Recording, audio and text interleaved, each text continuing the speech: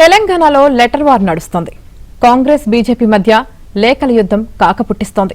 అసలు కాంగ్రెస్ బీజేపీ నేతలు ఎలాంటి లేఖలు రాస్తున్నారు? ఆ లేఖల సారాంశమేంటి?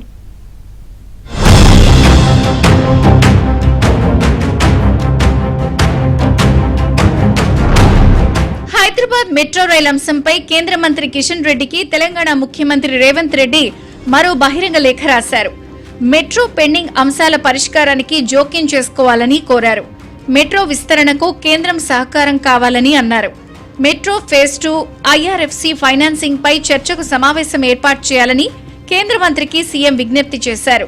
జూన్ 22, 23 తేదీల్లో తాను ఢిల్లీలో ఉంటానని, రైల్వే శాఖ మంత్రి అశ్విని వైష్ణవ్తో భేటీకి సమయం కేటాయించాలి అని సీఎం రేవంత్ కోరారు. ఇద్దరం కలిసి రైల్వే మంత్రిని కలుద్దాము అని ప్రతిపాదించారు.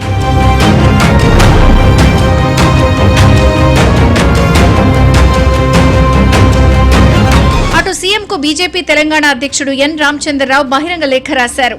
నెరవేరని కాంగ్రెస్ గ్యారంటీలపై వినతి పత్రం సమర్పించేందుకు కాంగ్రెస్ అగ్రనేత రాహుల్ గాంధీ అపాయింట్మెంట్ ఇప్పించాలని కోరారు. ఒకవేళ కాంగ్రెస్ నాయకత్వం స్పందించడంలో, అపాయింట్మెంట్ కల్పించడంలో విఫలమైతే అది కాంగ్రెస్ తెలంగాణకు, ఇక్కడి ప్రజలకు చేసిన తీవ్ర ద్రోహమన్నారు. 2023 అసెంబ్లీ ఎన్నికల సమయంలో కాంగ్రెస్ అగ్రనేతలు రాహుల్ గాంధీ, సోనియా గాంధీ, ప్రియాంక గాంధీ వ్యక్తిగతంగా ఇచ్చిన హామీలు, గ్యారంటీల ఆధారంగానే తెలంగాణ ప్రజలు కాంగ్రెస్ పై నమ్మకం ఉంచారని రామచంద్రరావు తెలిపారు. తెలంగాణలో కాంగ్రెస్ ప్రభుత్వం ఏర్పడి 2.5 ఏళ్లు అవుతున్నప్పటికీ మహిళలు, రైతులు, విద్యార్థులు, యువత, వృద్ధులు, వ్యవసాయ కార్మికులు, పేద కుటుంబాలకు ఇచ్చిన పలు కీలక హామీలను ఇంకా ఎందుకు నెరవేర్చలేదని ఆయన ప్రశ్నించారు. ప్రజల ఆందోళన, సమస్యలను నేరుగా రాహుల్ గాంధీ దృష్టికి తీసుకెళ్లేందుకు వీలైనంత త్వరగా తనకు అపాయింట్మెంట్ ఇప్పించాలని ముఖ్యమంత్రి రేవంత్ రెడ్డిని కోరారు రామచంద్రరావు.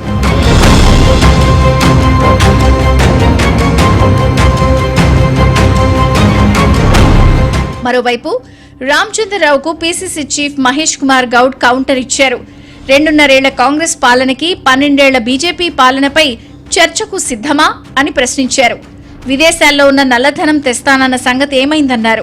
ప్రధాని మోదీ సమయం రామచంద్రరావు ఇప్పిస్తే మీ 3 ఎన్నికల మేనిఫెస్టోలో హామీల గురించి అడుగుతామన్నారు మహేష్ కుమార్ గౌడ్. అప్పుడు రాహుల్ గాంధీ సమయం గురించి మాట్లాడదామన్నారు.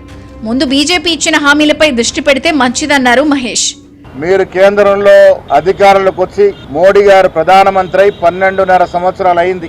ఈ 2.5 సంవత్సరాల తర్వాత మాట్లాడుకున్నాం. కానీ 12.5 సంవత్సరాల ముందు, ఆనాడు 2014 ఎన్నికలకు వచ్చే ముందు మీరిచ్చిన వాగ్దానాలు 2 కోట్ల ఉద్యోగాలు, బ్యాంకు ఖాతాల్లో 15 లక్షల జమ, పెట్రోల్ డీజిల్ ధరల తగ్గింపు, పేదవాడి జీవితాలు బాగు చేస్తాం, ఎన్నెన్నో మాటలు చెప్పి అధికారంలోకి వచ్చారు. అవేవి ఇప్పటికి నెరవేరలే. అందుకే రామచంద్రరావు గారు ప్రధానమంత్రి సమయం ఇప్పిస్తే మొదటగా తెలంగాణ నుంచి వచ్చి వీటి గురించి అడుగుదాం. మేము అధికారంలోకి వచ్చింది 2023లో. మీరు ఈ 12.5 సంవత్సరాలుగా ఇచ్చిన వాగ్దానాలు ఏ విధంగా పూరించినారు, ఏవి పెండింగ్ ఉన్నాయో మొదటగా ప్రధానమంత్రి గారి సమయం మీరు ఇప్పిస్తే వారిని కలిసి ఇవన్నింటి అడుగుదాం. దాని తర్వాత రాహుల్ గాంధీ గారి గురించి ఆలోచిద్దాం. మొత్తం మీద Congress BJP letter war Telangana రాజకీయాలను మరింత వేడెక్కిస్తోంది.